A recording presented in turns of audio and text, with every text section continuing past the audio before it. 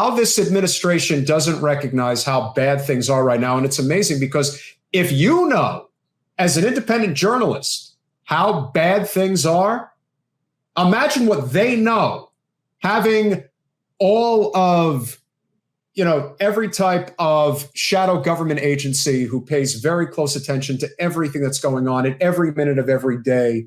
You walk around DC, they're everywhere. They know exactly what's going on in West Virginia, in Kentucky, in Ohio, in Michigan, in Illinois, in Pennsylvania. They know what's going on, and they're just letting it happen. It's like at some point, people really have to wake up and recognize that the government is not going to save us. They're bought. It's going to take a collective effort of people coming together and putting all of this BS aside. The fact that, and, listen, give credit where credit's due. Crystal and Sagar, we thank them very much for helping cover this. Obviously, as Jen likes to say, we're a small but mighty channel. Several hundred, if not maybe a couple of thousand people will see it on our channel. The fact that there isn't like a cadre of independent media lining up, even people on the conservative side. This is where we get into conversations with even people like Michael Knowles and Tim Pool, where it's like, you guys need to be covering this. Like, you have the audience, the capacity to make a difference if you just shine the light on it for 5 goddamn minutes instead of worrying about what Trump said or what this January 6th committee person said. You say that like this, but you say it like the supposed leftists that have big platforms are covering this also in their. I'm saying it to everybody. I am not saying the person's name who you have specifically said don't say that person's name on this show. But we all know who we're talking about. I didn't say not to say the name. I know you didn't, but you know what? The truth is, because I'm sick and tired of talking about those feckless fucks. Yeah. But the thing is that his people do watch our channel. Good. And people that have built their channel off of his channel are watching this as well. If he had any balls and if he actually gave a damn about what's really going on in this country, instead of worrying about, I might run for president. How about shining a light on this story? I got to say, I don't have, a scientific poll or anything, but I'm starting to see a bit more of a trend. Not enough of a trend, but I'm beginning to see more people kind of fleeing he who shall not be named, even Glenn Greenwald. And, I don't particularly care. I'm not telling anyone who to watch or not support or cancel, but I think people are starting, it makes sense after the 4 or 5 year Bernie wave for people to want to put their anger somewhere, right? That makes sense. And, when you hear somebody saying things that you feel, it's very easy to think that person really is leading you somewhere, or that those people are really leading you somewhere. But after a while, I think some people are beginning to see, as those people continue to shift more and more to wherever the winds are going in terms of YouTube views, and very much, bastardizing certain subjects, trying to fit square pegs into round holes to attack the Democrats, getting to the point where those people ignore. I mean, it might not be breaking news that Republicans are crazy, but it does not mean you ignore it either. I mean, I don't think it's responsible as a lefty to just ignore, for example, the wannabe fascist in your state, DeSantis, and the terrible things he's doing, not just culture wars, but economically. I do start to see, at least on Twitter, which is not real life, but is a sign of something, that people are kind of realizing, okay, well, maybe these people don't exactly have core principles. So that's been heartwarming. But yeah, I agree with you, because I think I've even seen it on the road. I mean, maybe you saw it. The 2 campaigns I covered for Nina Turner's campaigns.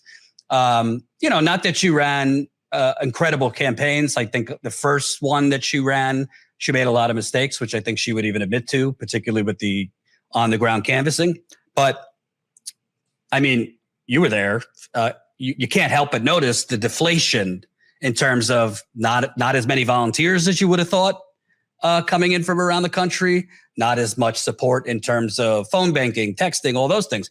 And to me, if I was running her campaign, there's no way in hell that room would have been as empty as it was on that weekend. But to me, part of that is a lot of lefties and, people who are diehard burners have been pulled away to this dark road, this long road to nowhere by the pure lefties. I'm not blaming them for Nina Turner's loss, but I do think, I look January 2020. You were in Iowa, I believe. You had people from around the world coming in to volunteer for Bernie Sanders and knock on doors all over the country. From that to a year and a half later, the depressed turnout. And some people will say, well, Jordan, that's because she didn't inspire us. Yeah, she didn't burn down Joe Biden and the Democratic Party in a pro-Democratic Party, pro-Joe Biden place. And that has been characterized as you're a seller. Well, I got news for you. Based on what I'm seeing on the road, if lefties want to continue to play this game of who's the true lefty and let's cancel everybody else and, we can't unite if we all don't agree on every single strategy, like things are going to get a lot worse. Because I'll tell you who's not playing that game. Nancy Pelosi and James Clyburn, they went down to help the only anti-choice Democrat beat a progressive woman of color. So they don't have any purity tests. They're a well-oiled, well-funded machine. That doesn't mean don't criticize the squad or Bernie, but this whole thing that has happened on the left, let's throw the baby out with the bathwater under the principle of let's get rid of the fake lefties. Let's get rid of all the fake lefties. Then what? Hashtags? That's the plan. So, and by the way, just to be clear, there's some who say, all direct action. Direct action doesn't matter if there's no economic threat behind it. Correct. I've been covering protests on the road for 7 years. Yeah. I'm not criticizing people who protest, but if there is no organizing to actually attach your wallet to the protest, they're going to let you do your die-ins. They're going to let you do your sit-ins. They'll even let you, maybe not let you, but accept you protesting outside Pelosi's office, outside BlackRock.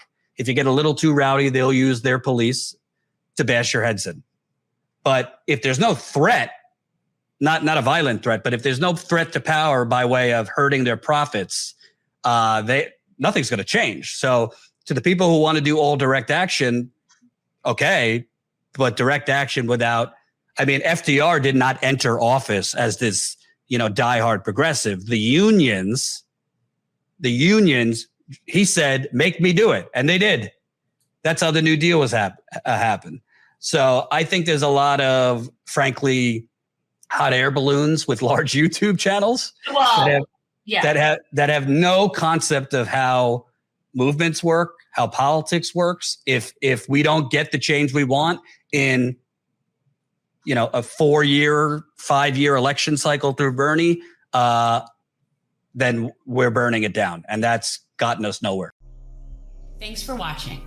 If you want to support our mission to transform politics into service, please like this video, subscribe, follow us on social media, and consider joining our Patreon, where you'll get early access to our interviews as well as other exclusive content. Links are in the description. Peace out.